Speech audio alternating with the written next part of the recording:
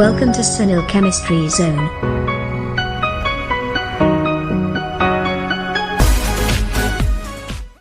નમસ્તે વિદ્યાર્થી મિત્રો, આજના વિડિયો લેક્ચરમાં આપણે સ્વાધ્યાયના એવા પ્રશ્નો સમજવાના છીએ કે જે પ્રશ્નો અત્યાર સુધી કદાચ ઘણા સમયથી જે બોર્ડની પરીક્ષાઓ લેવાય છે એમાં પૂછાયા નથી.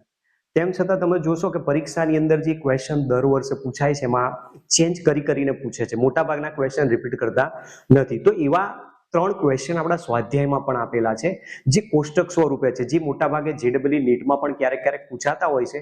તો પોસિબલ છે કે કોઈ પેપર સેટરે જો એ પ્રકારના પ્રશ્ન મૂકવા હોય તો એ મૂકી શકે છે. અને પ્રશ્નો એકદમ સિમ્પલ આપેલા છે, વિધાઉટ કેલ્ક્યુલેટર. આમ જોવા જાવ તો લગભગ દાખલાના જવાબો પણ સરળતાથી આવી જાય છે. બસ ખાલી તમારે સમજવાની જરૂર છે કે પદ્ધતિ શું છે ને કઈ રીતે એનો જવાબ શોધી શકે છે. ચાલો તો પછી શરૂ કરીએ આજનું લેક્ચર. એમાં સૌથી પહેલા જે ક્વેશ્ચન આપેલો છે સ્વાધ્યાયનો પ્રશ્ન નંબર 3.10 આપેલો છે. ક્વેશ્ચન આ રીતે છે, જુઓ. A અને B વચ્ચેની પ્રક્રિયામાં પ્રારંભિક પ્રક્રિયા વેગ A અને B ની જુદી જુદી સાંદ્રતાએ માપવામાં આવ્યા હતા, જે નીચે આપેલા છે. તો જુઓ, અહીંયા A ની સાંદ્રતા આપેલી છે 0.20, 0.20, 0.40.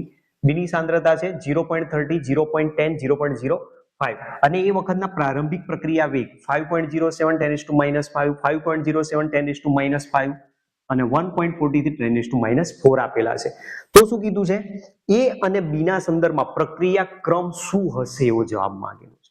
હવે પહેલા તમને આનો લોજિકલી જવાબ સમજાવી દઉં કે કઈ રીતે ડાયરેક્ટ આનો જવાબ આવે. જો પરીક્ષામાં MCQ માં પ્રશ્ન પૂછે તો જવાબ કઈ રીતે શોધાય, તો તમે ધ્યાનથી જુઓ. સૌથી પહેલા A ની સાંદ્રતા 0.20 મોલ પર લિટર એટલે 0.20 મોલર સાંદ્રતા આપેલી છે, ત્યારે B ની સાંદ્રતા 0.30 મોલર છે અને એ વખતે પ્રક્રિયા વેગ છે 5.07 10⁻⁵. હવે A ની સાંદ્રતાને અચળ કરી છે, B ની સાંદ્રતા બદલી છે, 0.30 મોલર થી ઘટાડીને 0.10 મોલર કરી નાખી છે. તો જો પ્રક્રિયકની સાંદ્રતા બદલાય તો પ્રક્રિયા વેગ બદલાવો જોઈએ, પણ પ્રક્રિયા વેગ અહીંયા બદલાતો નથી. જેટલો પ્રક્રિયા વેગ પહેલા હતો એટલો ને એટલો છે. મતલબ અહીંયા કેવા શું માંગે છે? પ્રક્રિયક A ની સાંદ્રતાને અચળ કરીને જો પ્રક્રિયક B ની સાંદ્રતા બદલવામાં આવેલી હોય અને જો પ્રક્રિયાનો વેગ બદલાતો ના હોય તો મતલબ સમજી જવાનું કે પ્રક્રિયાનો વેગ પ્રક્રિયક B ની સાંદ્રતા ઉપર આધારિત નથી.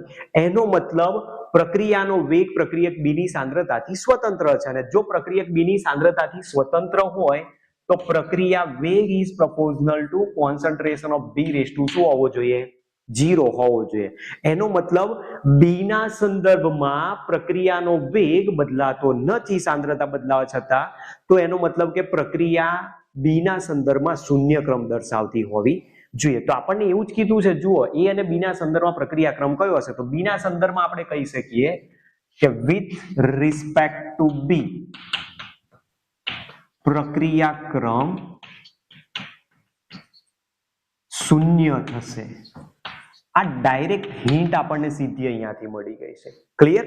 ત્યાર પછી હવે તમે જુઓ કે જ્યારે પ્રક્રિયકની સાંદ્રતા 0.20 થી બદલીને 0.40 કરી, મતલબ પ્રક્રિયકની સાંદ્રતા ડબલ કરી દીધો. પ્રક્રિયકની સાંદ્રતા ડબલ થશે તો પ્રક્રિયા ઝડપથી થતી જોવા મળશે, તો પ્રક્રિયાનો વેગ પણ વધી જશે. તો પ્રક્રિયાનો વેગ 5.07 10⁻⁵ થી 1.43 10⁻⁴ થાય છે. મતલબ આ પ્રક્રિયાનો વેગ વધારે આપ્યો છે. તમે આ બંનેનો ગુણોત્તર કાઢશો, 1.43 10⁻⁴ upon 5.07 10⁻⁵ કરશો, 1.43 into 10⁻⁴ upon 5.07 into 10⁻⁵ કરશો એટલે આની વેલ્યુ આવશે 2.82 દર્શાવશે. તો એ જે પ્રક્રિયા વેગનો ગુણોત્તર મળ્યો 2.82 છે, એ 2.82 એટલે શું બતાવે છે? 8 નું વર્ગમૂળ દર્શાવે છે. અને 8 નું જો વર્ગમૂળ હોય તો એને હું આ રીતે લખી શકું 8⁻². હવે જે 8 નું વર્ગમૂળ છે એ 2�3 1/2 કહેવાય કે ના કહેવાય? બરાબર, 2 નો ઘન એટલે કેટલા થશે? 8. હવે આ તમે અહીંયાથી ગુણી નાખશો એટલે 2 શું થશે? 3/2. મતલબ આપેલી પ્રક્રિયા માટે n નું મૂલ્ય કેટલું બતાવે છે એના સંદર્ભમાં? 3/2. કારણ કે આપણે A ના સંદર્ભમાં જ વાત કરી છે. A ની સાંદ્રતા 0.20 થી 0.40 કરવામાં આવે તો જે વેગ હશે, વેગ છે એ આટલો ચેન્જ થાય છે. તો એનો ગુણોત્તર જે મળે છે 2.82, જે શું બતાવે છે કે પ્રક્રિયાનો ક્રમ 3/2 છે, મતલબ કે n નું મૂલ્ય કેટલું બતાવે છે 1.5. એનો મતલબ a ના સંદર્ભમાં પ્રક્રિયાનો ક્રમ 1.5 છે.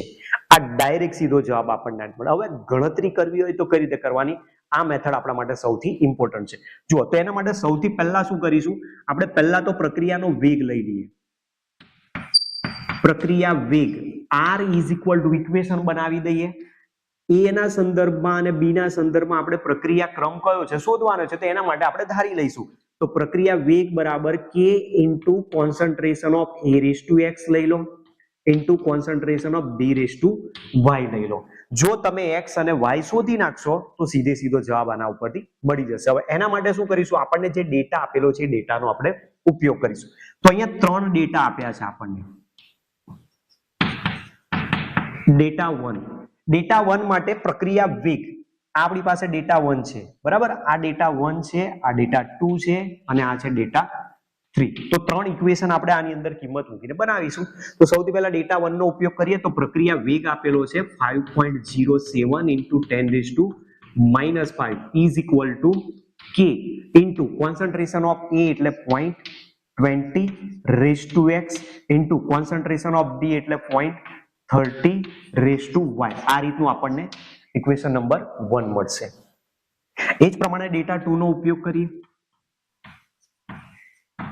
તો ડેટા 2 આપ્યો છે એના માટેની વેલ્યુ મૂકીએ તો પ્રક્રિયા વેગ છે 5.07 10 raised to -5 is equal to k into 0.20 raised to x into 0.10 raised to y.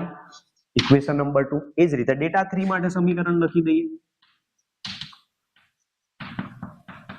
Data 3 માટે પ્રક્રિયા વેગ છે 1.43 into 10 raised to -4 is equal to k into 0.40 raised to x into 0.05 raised to y. આ થઈ ગયું ઇક્વેશન નંબર 3. હવે આ જે ઇક્વેશન મળ્યા એનો જ આપણે ગમે તે રીતે ગુણોત્તર કરીએ અને ગુણોત્તર કાઢીશું ને એ ગુણોત્તર ઉપરથી આપણને જવાબ મળશે x અને y નો, અને એના પછી ખબર પડશે કે એના સંદર્ભમાં અને b ના સંદર્ભમાં પ્રક્રિયા ક્રમ શું હશે. બાકી મેં પહેલા જ કહી દીધું છે કે b ના સંદર્ભમાં પ્રક્રિયા 0 ક્રમની છે અને એના સંદર્ભમાં પ્રક્રિયા 1.5 ક્રમની છે. હવે આના પરથી આપણે જવાબ નક્કી કરવાનો છે કે જવાબ એકચ્યુઅલી આવે છે કે નહીં. તો હવે જુઓ આના માટે શું કરીશું, સૌથી પહેલા આપણી પાસે જે ઇક્વેશન આપ્યા છે એમાં 1 અને 2 માં આ બંને કોમન છે. જુઓ તો જો આ બંને સમીકરણનો ગુણોત્તર લઈ લઉં તો બંને કેન્સલ આઉટ થઈ જશે, તો ખાલી તમને સીધો જવાબ શું મળી જશે, y મળશે. તો હવે આપણે શું કરીશું, સમીકરણ 1 અને 2 નો ગુણોત્તર લઈએ પહેલા અને એના આધારે પહેલા y શોધી નાખીએ.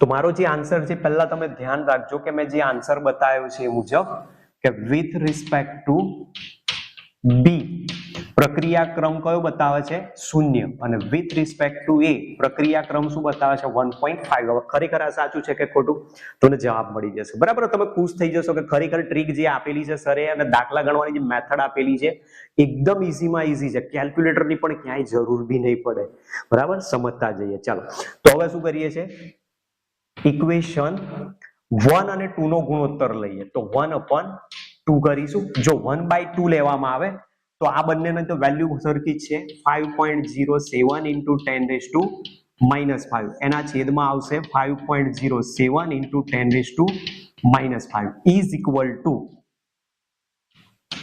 k into concentration of 0.20 raised to x into concentration 0.30 raised to y અને એના છેદમાં આવશે k into 0.20 raised to x into 0.10 raised to y.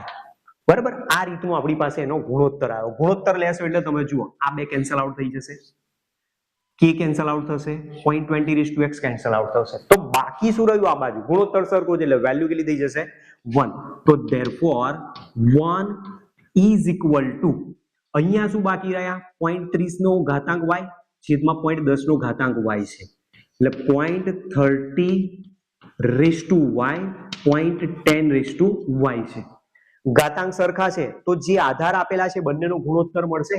તમે ગુણોત્તર લેશો એટલે 0.30 ભાગ્યા 0.10 એટલે 3 વેલ્યુ થઈ જશે અને ઘાતાંક કેટલો આવી જશે y. મતલબ 1 ઇઝ ઇક્વલ ટુ શું આવશે 3 રેઝ ટુ y આવશે.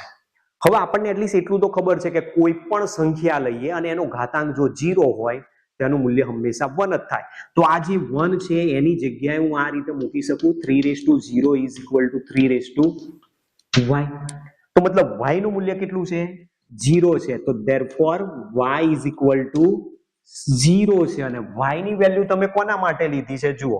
y કોના માટે છે b માટે. b ના સંદર્ભમાં પ્રક્રિયાક્રમ શું બતાવ્યો છે આપણે y બતાવ્યો. તો b ના સંદર્ભમાં પ્રક્રિયાક્રમ કેટલો મળ્યો 0. મેં પહેલા જ લખીને તમને કહી દીધું કે પ્રક્રિયાક્રમ કેટલો આવશે એનો 0 આવશે. તો therefore b ના સંદર્ભમાં પ્રક્રિયાક્રમ 0 થશે. બરાબર. આ એક આન્સર આપણને આ રીતે મળી ગયો. તમે જોઈ શકો છો જો મેં ક્યાંય કોઈ જગ્યાએ કેલ્ક્યુલેટરનો ઉપયોગ કર્યો નથી. બાકી એટલીસ્ટ તમને ખબર છે કે દાખલા ગણવા હોય તો કેલ્ક્યુલેટર વધારે જરૂર પડે. તો જો આવો દાખલો મળી જતો હોય પરીક્ષાની અંદર તો લીલા લહેર થઈ જાય. એટલા માટે હું કહું છું કે પેપર સેટરે ખરેખર હવે પેપરને થોડુંક ઈઝી બનાવવા માટે આ દાખલા ઉપર પણ ધ્યાન આપવું જરૂરી છે. કારણ કે જે બીજા દાખલા પૂછે છે એ દાખલામાં કેલ્ક્યુલેશન વધારે થતી હોય છે. એટલે હું તો એવી આશા રાખું છું કે આવો જો ક્વેશ્ચન હોય તો ખરેખર 2 માર્ક્સમાં મૂકવું હોય તો મૂકી શકાય કે જેથી કોઈ સ્ટુડન્ટ જેને આ ક્વેશ્ચન તૈયાર કરેલો હોય એકદમ ઇઝીલી જવાબ પણ લખી શકે છે અને સારામાં સારા માર્ક્સ પણ એ સ્કોર કરી શકે છે. પણ બને ત્યાં સુધી આ દાખલાની પ્રેક્ટિસ વધારે કરવાની. દાખલાની પ્રેક્ટિસ કરશો તો જ તમને જવાબ મળી શકશે. બરાબર. હવે આપણો બીજો આન્સર છે એના ઉપર જઈએ. હવે બીજો આન્સર આપણે શોધવાનો છે કે એની સાપેક્ષમાં પ્રક્રિયાક્રમ શું હશે. બરાબર. ક્લિયર સમજાઈ જાય એવું છે. સ્ક્રીનશોટ લઈ લો.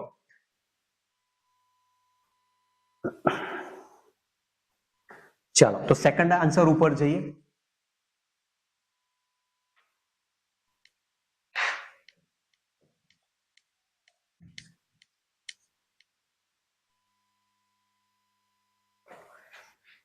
હવે આપણી પાસે y ની વેલ્યુ તો મળી ગઈ કે y કેટલા છે 0. હવે શોધવાનો છે આપણે x. હવે x શોધવા માટે શું કરીશું જુઓ. આના માટે હવે આપણે આ બે ઇક્વેશનનો ઉપયોગ કરીએ. આનો ગુણોત્તર લઈશું. ગુણોત્તર લઈએ ત્યારે એક વસ્તુ ધ્યાન રાખવાનું, જે મૂલ્ય વધારે હોય એને અંશમાં રાખજો, જે મૂલ્ય ઓછું એને છેદમાં રાખો. તો આ 10⁻⁴ છે, આ 10⁻⁵ છે. એનો મતલબ કે આની વેલ્યુ વધારે છે તો આપણે શું કરીશું 3/2 કરીશું. 3/2 લઈશું. એમાં x નું મૂલ્ય શોધવાનું છે. y નું મૂલ્ય તો ઓલરેડી 0 છે. એ 0 મૂકશો એટલે આ તો વેલ્યુ 1 થઈ જવાની છે. એટલે આપણા માટે દાખલો એકદમ ઈઝી થઈ જશે. તો હવે શું કરીએ ઇક્વેશન 3/2 લેતા તો આપણને આ રીતે રિલેશન મળશે 1.43 into 10⁻⁴ છેદમાં 5.07 into 10⁻⁵ is equal to k into 0.40 raised to x,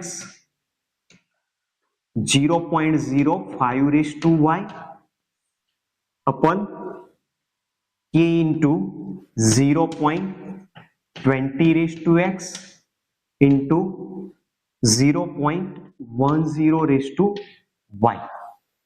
બરાબર. આ રીતની આપણી પાસે સેટઅપ થઈ ગયો. હવે આમાં જુઓ આ k કેન્સલ થઈ જશે. સાથે સાથે અહીંયા આપણે કીધું કે y ની વેલ્યુ તો 0 જ લેવાની છે.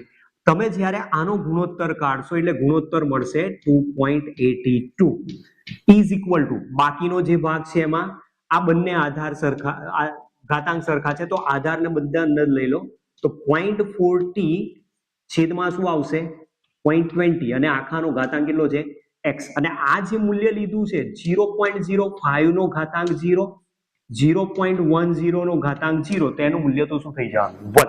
તો આપણી પાસે આટલો પોઈન્ટ બાકી રહ્યો. therefore 2.82 is equal to 0.4 upon 0.2 એટલે 2 થઈ જશે. તો ઘાતાંક શું મળશે 2 raised to x. અને ઓલરેડી આપણે આગળ જોયું કે 2.82 કોનું વર્ગમૂળ છે 8 નું વર્ગમૂળ છે તો 2 raised to x. તો therefore 8 નું વર્ગમૂળ છે એટલે 8 raised to 1/2 is equal to 2 raised to x થાય. તો 8 જે લખેલા છે એની જગ્યાએ મારે લખવું હોય તો 2 raised to 3 whole raised to 1/2 is equal to 2 raised to x. તો therefore 2 raised to ઘાતાંક કેટલો થશે 3/2 is equal to 2 raised to x. તો એનો મતલબ કે x નું મૂલ્ય કેટલું બતાવે છે 3/2 અને 3/2 એટલે 1.5 બતાવે છે. મતલબ કે a ના સંદર્ભમાં therefore a ના સંદર્ભમાં પ્રક્રિયા ક્રમ કેટલો ગણાશે 1.5 થશે. બરાબર. જુઓ જે મેં તમને સમજાવ્યું હતું એની જ વેલ્યુ પાછી આવી એટલે x નું મૂલ્ય આપણને કેટલું મળે છે 1.5 મળે છે. તો આ જ જવાબ શોધવાનો કીધો છે ને કે a ના સંદર્ભમાં અને b ના સંદર્ભમાં પ્રક્રિયા ક્રમ શું છે તો a ના સંદર્ભમાં 1.5 છે અને b ના સંદર્ભમાં શૂન્ય ક્રમની પ્રક્રિયા દર્શાવેલી છે. બરાબર. તો તમે ખુશ થઈ જાવ એ રીતનો દાખલો અહીંયા સમજાવેલો છે કારણ કે અહીંયા જે મેથડ લીધી છે એકદમ સમજાઈ જાય એવી છે અને સાથે સાથે કોઈ જગ્યાએ કેલ્ક્યુલેશનની જરૂર પણ નથી. તો ખરેખર આવા દાખલા જો પરીક્ષામાં પૂછાઈ જાય તો ઓર મજા આવી જાય. બરાબર. ચલો નોંધ કરો.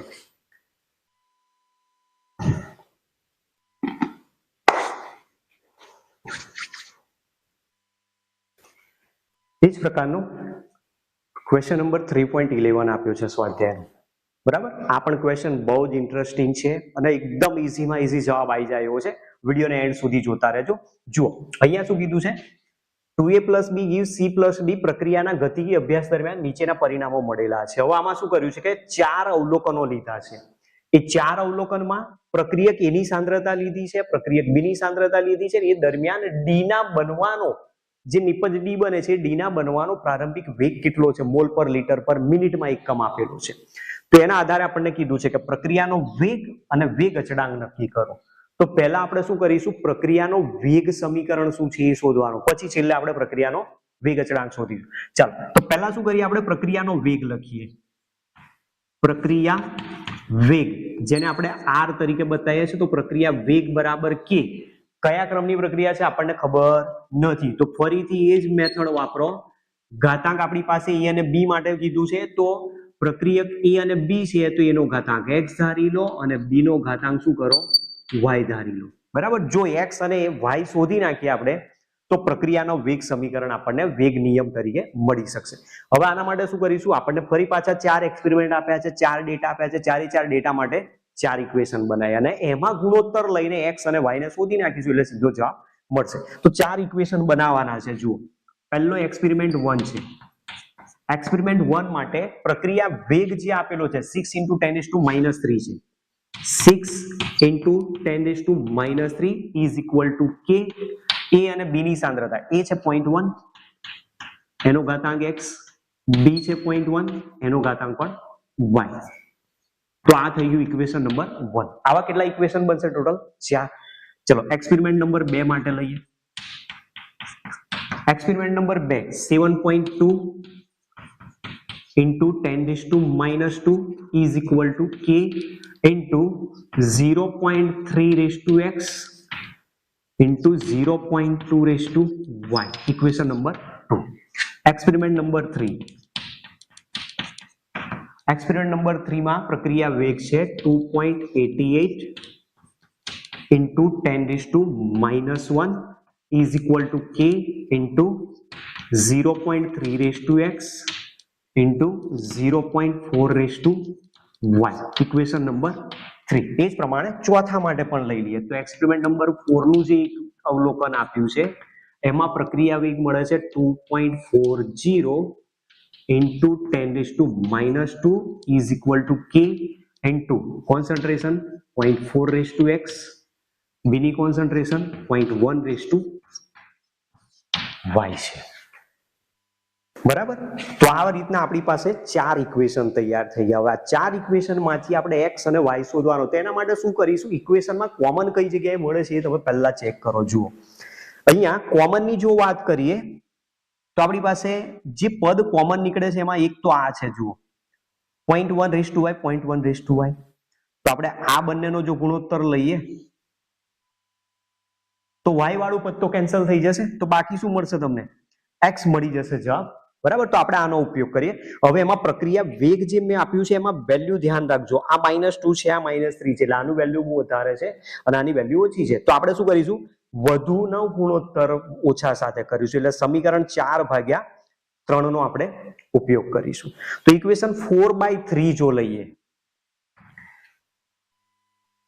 હવે આપણે આ કોષ્ટકની જરૂર નહીં પડે, આ જ ઇક્વેશન આના ઉપરથી જ આપણે જવાબ મળશે, બરાબર. એટલે કોષ્ટકને અહીંયા હું હટાવી દઉં, જેથી આપણે દાખલો ગણવા માટેની જે જગ્યા છે એ મળી રહે પૂરેપૂરી. પ્રક્રિયાનો વેગ અને વેગ અચળાંક નક્કી કરવાના છે, ખાલી જવાબ યાદ રાખજો કે શું શોધવાના છે.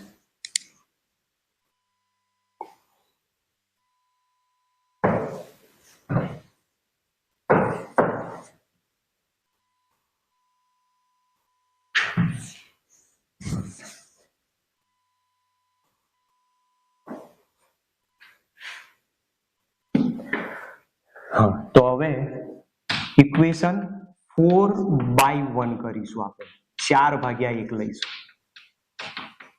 તો સમીકરણ 4/1 જો લઈએ તો સમીકરણમાં વેલ્યુ છે 2.40 ઇન્ટુ 10⁻², એના છેદમાં આવશે 6 ઇન્ટુ 10⁻³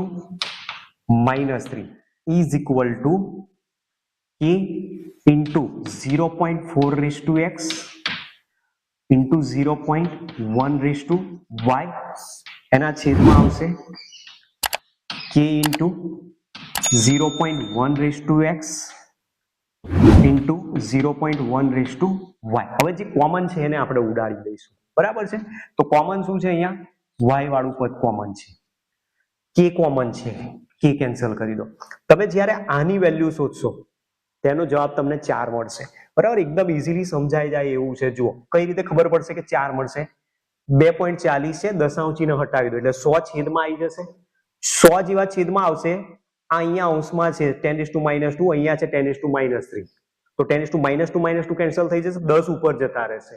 10 ઉપર જશે એટલે 100 નીચે છે એમાંથી એક બિંદુ બાકી હટી જશે, ફરી જે બાકી રહ્યો મતલબ આ રીતે છે. જુઓ તમને કહું છું 240 દશાંશ ચિહ્ન હટાવી દો તો છેદમાં 100 આવી જશે, છેદમાં ઓલરેડી 6 તો છે જ, અને અહીંયા ગુણ્યા છે 10⁻², છેદમાં છે 10⁻³ તો અહીંયાથી -2 કેન્સલ થશે એટલે -1 બાકી રહ્યા, એ અંશમાં જતો રહેશે, બરાબર. એટલે અંશમાં જશે એટલે 240/100 તો છે જ, અને 1 6 છે અને અહીંયાથી 10 ઉપર જશે. તો જુઓ આ કેન્સલ થઈ જશે, આ કેન્સલ થશે, આ કેન્સલ થશે, આ કેન્સલ, તો શું રહ્યા 6 ચોક 24. તો મતલબ જવાબ કેટલો આવશે, ડાબી બાજુ 4 આવશે. તો 4 બરાબર 0.4/0.1 છે, 0.4/0.1 આખાનો ઘાતાંક કેટલો છે x, તો આની વેલ્યુ તો 4 જ થઈ જશે. તો 4 ઇઝ ઇક્વલ ટુ 4x. તો આનો ઘાતાંક કેટલો ગણી શકું, 1 ગણી શકું. તો એનો મતલબ x ની વેલ્યુ કેટલી છે, 1 છે, બરાબર. આ વાત થઈ ગઈ આપણે x ના મૂલ્યની. આ જ પ્રમાણે આપણે શોધવાનું છે હવે y. તો y શોધવા માટે આ જ રીતે મેથડનો ઉપયોગ કરીએ કે ક્યાંથી ઝડપથી આપણને એકદમ ઇઝીલી મળી શકે એવો છે. તો જુઓ જે આપણા ઇક્વેશન બાકી રહે એમાં ચેક કરો. અહીંયા 0.3x છે, અહીંયા પણ 0.3x છે. તો આ બંનેનો ગુણોત્તર લઈએ તો આ વેલ્યુ હટી જશે, બાકી રહ્યું એમાંથી y મળશે. હવે ધ્યાન રાખવાનું છે કે આ 10⁻², 1 છે અને આ 10⁻², છે. તો 10⁻1 છે એ વેલ્યુ વધારે કહેવાય, એટલે આના ભાગ્યા આપણે આ કરીશું, મતલબ સમીકરણ 3/2 લઈએ. ઇક્વેશન 3/2 લેતા તો 3/2 જો કરીશું તો સમીકરણ 3 છે આપણું 2.88 ઇન્ટુ 10⁻1, એના છેદમાં આવશે 7.2 into 10⁻2 is equal two k into 0.3x into 0.4y, અને એના છેદમાં k into 0.3x into 0.2y આવશે.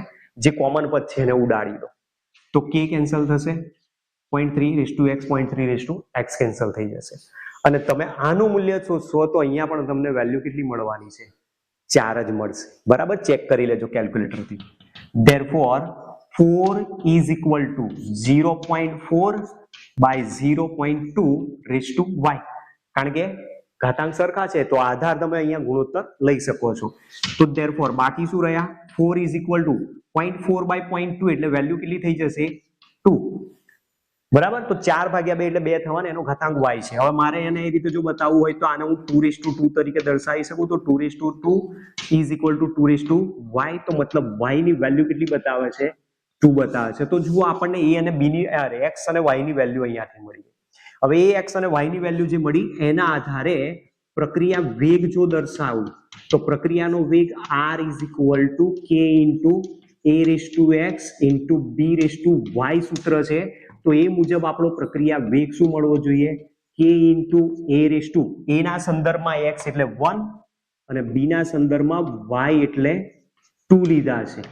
તો આ પહેલો જવાબ આપણને મળ્યો. હવે આના આધારથી જ આપણને ખબર પડી જશે કે therefore n નું મૂલ્ય શું છે 1 + 2 ઇઝ ઇક્વલ ટુ 3. બંનેના ઘાતાંકોનો સરવાળો, મતલબ પ્રક્રિયા કયા ક્રમની છે, પ્રક્રિયા ક્રમ 3 દર્શાવેલો છે. તમને જે બીજો જવાબ માંગ્યો હિન્ટ આની અંદર મળી જશે કે જે વેગ અચળાંકનું મૂલ્ય શોધવું છે તૃતીય ક્રમની પ્રક્રિયાના વેગ અચળાંકનો એકમ એમાં હોવો જોઈએ. ચલો, તો પહેલો પોઈન્ટ આપણી પાસે આ રીતનો આન્સર આવ્યો.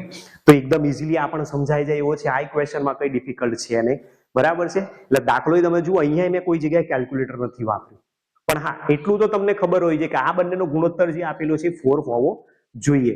તો એ આપણે યાદ રાખી લેવાનો જ્યારે આ દાખલો આવે. ડેટા આપણી પાસે આ રીતના છે, તમે પ્રેક્ટિસ કરતા જશો એટલે ઓટોમેટિક એ યાદ રહી જશે. ઠીક છે, સ્ક્રીનશોટ લઈ લો.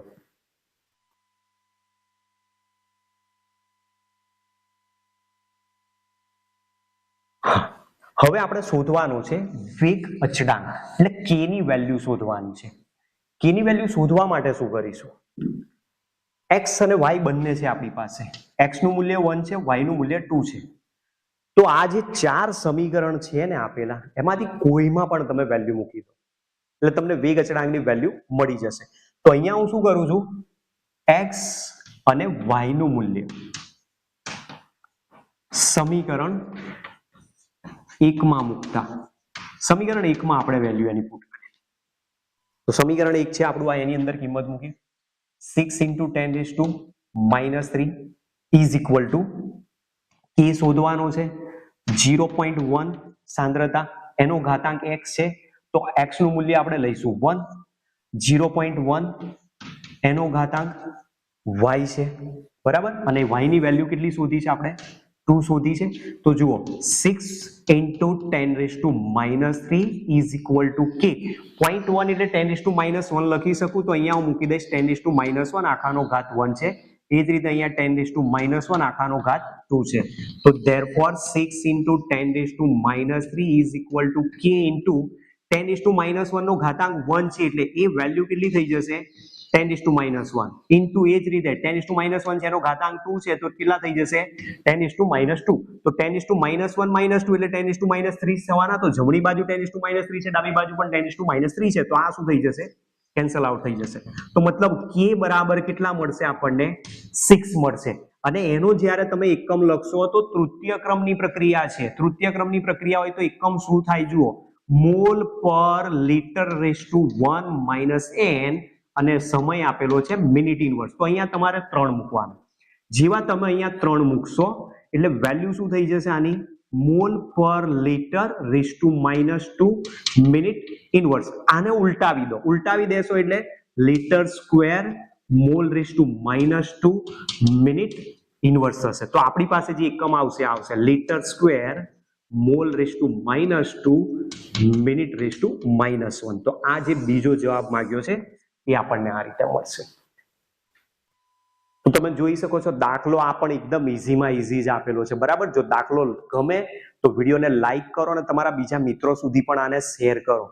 તમારા માટે અમે આટલી બધી મહેનત કરીએ છીએ દાખલાને એકદમ ઈઝીમાં ઈઝી સમજાવવા માટે, થિયરીને એકદમ ઈઝીમાં ઈઝી સમજાવવા માટે, પણ ઘણા કોઈ બધા જોતા જ નથી. એ શું કરી નાખે છે, બધા સ્કીપ કરી નાખે છે, બરાબર. આ બધી વાતમાં આપણે નથી પડવું. નેક્સ્ટ ક્વેશ્ચન પર જઈએ. ચલો સ્ક્રીનશોટ લઈ લો અને ફટાફટ.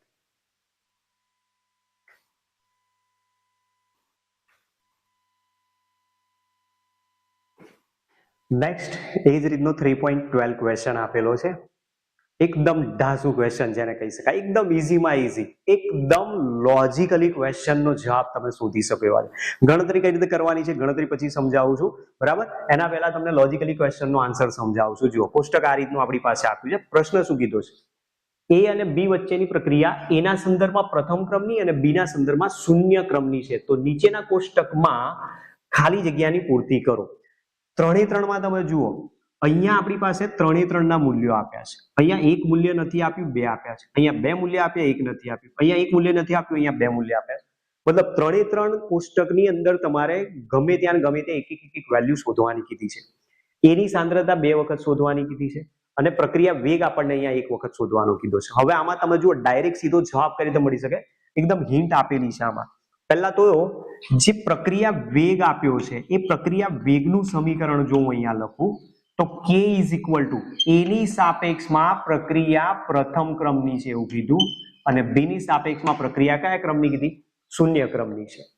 તો હવે તમે ધ્યાનથી જોતા જાઓ, a અને b ની સાંદ્રતા જ્યારે 0.1 આપેલી છે ત્યારે પ્રક્રિયા વેગ 2.0 × 10⁻² તો છે જ. હવે થયું શું કે આમાં તમારે બીજા પ્રયોગમાં a ની સાંદ્રતા શોધવાની છે. તો અહીંયા થાય છે શું કે આ 2.0 ની જગ્યાએ કેટલી કરી દીધી? 4.0. મતલબ પ્રક્રિયાનો વેગ બમણો થઈ ગયો. 2.0 માંથી 4.0 થયો અને આ 0.1 માંથી 0.2 થયું, તો મતલબ કે બમણી જ થાય છે. તો મતલબ આ પણ વેલ્યુ 0.1 માંથી સીધી કેટલી થવી જોઈએ? 0.2 થવી જોઈએ. એટલે આપણો આનો આન્સર આ 0.2 મળવો જોઈએ. ક્લિયર? ત્યાર પછી બીજામાં જઈએ. જુઓ, હવે અહીંયા શું થયું કે એની સાંદ્રતા શોધવાનો છે પ્રક્રિયા વેગ. તો આપણે આના ઉપર જઈએ. એની સાંદ્રતા 0.1 માંથી કેટલી કરી દીધી? 0.4. બીની સાંદ્રતા પણ 0.1 માંથી કેટલી કરી દીધી? 0.4. મતલબ પ્રક્રિયકોની સાંદ્રતા 4 ગણી વધારી દીધી. તો જો પ્રક્રિયકની સાંદ્રતા 4 ગણી વધારીએ તો પ્રક્રિયા વેગ પણ એ રીતનો વધતો જશે. તો 2 × 4 કરી દો એટલે આનો આન્સર શું આવવો જોઈએ? 8.0 × 10⁻². અહીંયા આનો આન્સર હોવો જોઈએ. ત્રીજામાં જુઓ, એની સાંદ્રતા શોધવાની છે. હવે જે પ્રક્રિયા વેગ આપેલો છે એના આધારે તમે જુઓ, પ્રક્રિયાનો વેગ અહીંયા જે હતો એનો એ જ રાખેલો છે, 2.0 × 10⁻². તો એ વખતે એની સાંદ્રતા 0.1 હતી, તો આની સાંદ્રતા અહીંયા પણ કેટલી હોવી જોઈએ? 0.1 જ હોવી જોઈએ. દાખલો પૂરો થઈ ગયો. બરાબર છે? એકદમ લોજિકલી આપણે ક્વેશ્ચનનો આન્સર શોધી નાખ્યો છે. પણ હવે જ્યારે દાખલો ગણતરીમાં પૂછાય પરીક્ષામાં તો શું કરીશું? MCQમાં પૂછાશે તો નો ડાઉટ અહીંયા કોઈ જ પ્રકારની ગણતરીની જરૂર નહીં પડે, તમે ડાયરેક્ટ સીધો જ જવાબ પણ શોધી શકશો. પણ હવે ગણતરી કરવાની હોય તો ગણતરી કઈ રીતે કરીશું? તો તમારે સાંદ્રતા શોધવાની છે એની. બરાબર છે? અહીંયા એવું કીધું છે કે એના સંદર્ભમાં પ્રક્રિયાનો ક્રમ 1 છે, બીના સંદર્ભમાં પ્રક્રિયાનો ક્રમ 0 છે. તો એનો મતલબ આપેલી પ્રક્રિયાનો પ્રક્રિયા વેગ માત્ર ને માત્ર કોની સાંદ્રતા ઉપર આધારિત છે? એની સાંદ્રતા ઉપર, બીની સાંદ્રતા ઉપર આધારિત છે નહીં. તો આપણે જે કંઈ કરીશું એ બધું જ બીના સંદર્ભમાં લઈશું. એટલે આની તમારે કોઈ જગ્યાએ જરૂર પડવાની નથી, કારણ કે એનાથી સ્વતંત્ર જ કીધું છે. તો આપણે ટોટલી જે વેલ્યુ જોઈએ બધી આના ઉપરથી જ આપણે નક્કી કરીને જવાબ મેળવી લીધો છે ડાયરેક્ટ. હવે આના આધારે આપણે જઈશું. તો જુઓ, શોધવાની છે તમારે એની સાંદ્રતા. એની સાંદ્રતા જો શોધતી હોય તો પ્રક્રિયા વેગ પણ હોવો જોઈએ અને વેગ અચળાંક પણ હોવો જોઈએ. તો આપણી પાસે પ્રક્રિયા વેગ તો છે, વેગ અચળાંકની વેલ્યુ નથી. તો વેગ અચળાંક શોધવા માટે શું કરીશું કે જેમાં તમને બધા જ મૂલ્યો આપેલા છે, રેટ પણ આપેલો છે ને એની સાંદ્રતા પણ આપેલી છે, એટલે આ બંને. બરાબર? આપણે એનો ઉપયોગ કરીને શું કરીશું? k ની વેલ્યુ શોધી નાખીએ. ચાલો, તો અહીંયા શું કરીએ છીએ? પ્રક્રિયા વેગ આપણે આ લઈએ છીએ. પહેલો 2.0 × 10⁻² is equal to k into concentration છે એની 0.1 આવી જશે અહીંયા તો ઘાતાંક. તો આમાં k ને સૂત્ર કરતા બનાવે તો k ઇઝ ઇક્વલ ટુ 2 × 10⁻², એના છેદમાં છે 0.1. તો હવે તમે જુઓ, આ તો થોડો લોજિકલી જ ક્વેશ્ચન આપણને મળી ગયો છે, કારણ કે અહીંયા 2 10⁻² છે એને છેદમાં લઈ જવાના. 0.1 છે, દશાંશ ચિહ્ન હટાવશો તો ઉપર 10 આવશે. 10⁻² છે એને છેદમાં લઈ જાઓ એટલે 100 આવશે. તો મતલબ આની વેલ્યુ કેટલી થઈ ગઈ? 0.2 થઈ ગઈ. તો વેગ અચળાંકનું મૂલ્ય કેટલું મળે છે આપણને? 0.2. તો જે 0.2 વેલ્યુ મળી છે એનો જ ઉપયોગ કરીને આપણે આગળના બધા જવાબો શોધવાના છે. તો આપણે જે મેથડ સમજ્યા છે એના આધારે શોધવાનો છે આપણે એની વેલ્યુ. તો એના માટે શું કરીએ છીએ? ડેટા 2 નો ઉપયોગ કરીએ આપણે. ડેટા 2 માટે જુઓ કઈ રીતે આપણું ઇક્વેશન પહેલા લઈ લઈએ કે rate is equal to k into A સાંદ્રતા. કે ની વેલ્યુ અહીંયા મૂકીએ અને પ્રક્રિયા વેગ આપી દીધો છે તો પ્રક્રિયા વેગનું મૂલ્ય પણ મૂકીએ તો આપણને એની સાંદ્રતા મળી જાય. Therefore પ્રક્રિયા વેગ છે 4 × 10⁻² ઇઝ ઇક્વલ ટુ આની વેલ્યુ છે 0.2 into concentration of A. Concentration of A ને સૂત્ર કરતા બનાવો. Therefore concentration of A is equal two 4 × 10⁻² છેદમાં આવશે 0.2.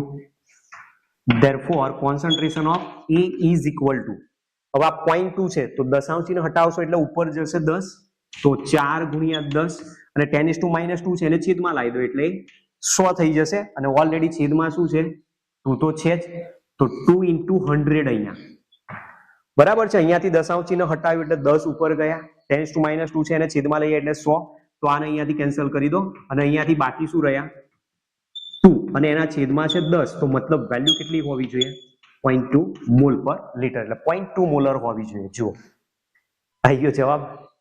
ચાલો એના પછી ત્રીજો જવાબ શોધવાનો. ત્રીજા જવાબમાં શું શોધવાનું કીધું છે પ્રક્રિયાનો વેગ શોધવાનો. તો પ્રક્રિયા વેગ શોધવા માટે આપણે ડેટા નંબર 3 નો ઉપયોગ કરીશું.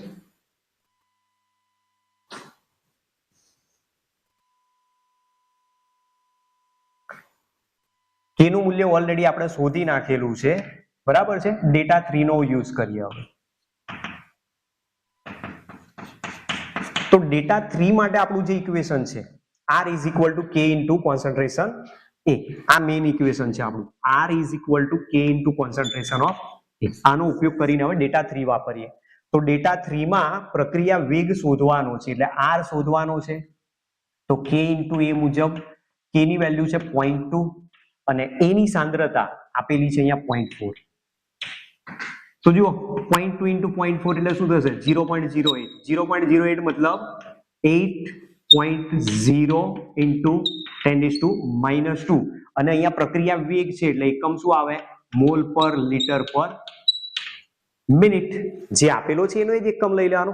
તો આપણી પાસે જે બીજો જવાબ મળ્યો આપણને ડેટા 3 ઉપરથી એ કેટલો છે 8.0 into 10⁻². આવી ગયો આપણો જવાબ. ચલો ફાઇનલ આન્સર લેવાનો છે. ફરીથી સાંદ્રતા એ ની આવી.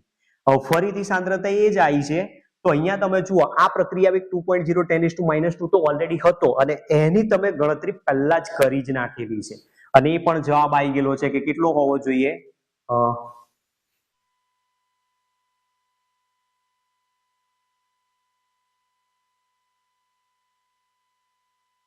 ચાલો હવે ત્યાર પછી ડેટા 4 જે આપેલો છે એમાં એની સાંદ્રતા આપણે શોધવાની છે.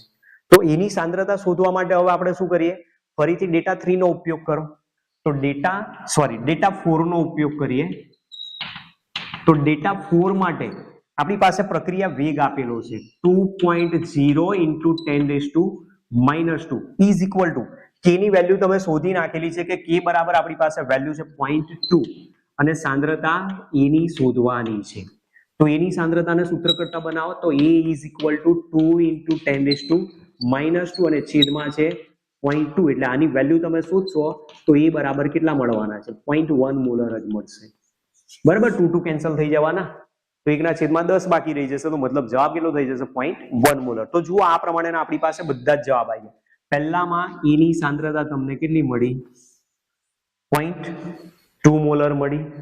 પ્રક્રિયા વેગ તમે શોધ્યો એ પ્રક્રિયા વેગ કેટલો આવ્યો 8.0 10⁻² આવ્યો અને જે છેલ્લો ડેટા આપેલો એમાં એની સાંદ્રતા શોધવાની હતો તો એ પણ 0.1 મોલર મળી જાય છે. બરાબર. તો આ પ્રમાણે જે 3 ક્વેશ્ચન છે સ્વાધ્યાયમાં આપેલા કોષ્ટક આધારિત એકદમ ઈઝીમાં ઈઝી દાખલા આપેલા છે.